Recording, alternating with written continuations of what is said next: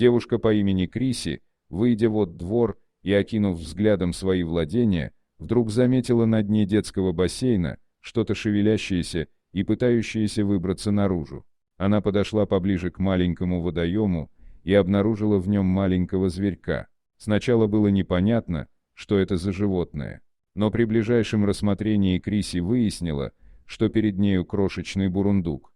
Зверек никак не мог выбраться из водной западни.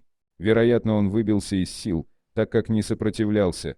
Криси без труда взяла его в руки и завернула в мягкое полотенце. Бурундук почти не шевелился, и обеспокоенная спасительница решила обратиться за помощью.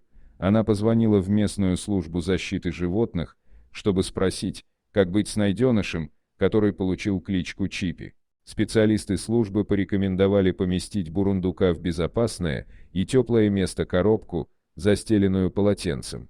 Также зоозащитники попросили Криси предоставить спасенному зверьку пищу и питье. Девушка поставила в коробку небольшую миску, наполненную водой. Также она предложила бурундуку корм для птиц, которые живут на ее участке.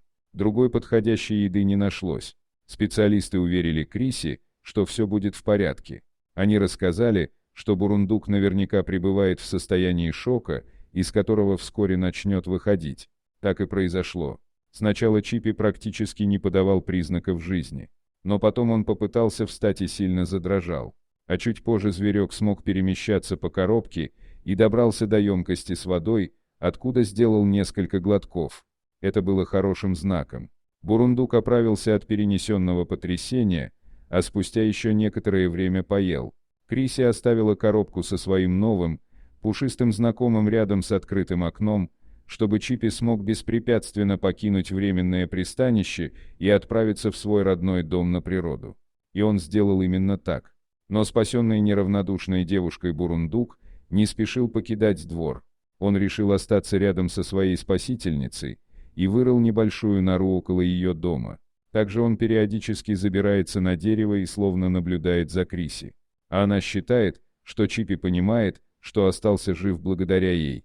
Вот такая история чудесного спасения.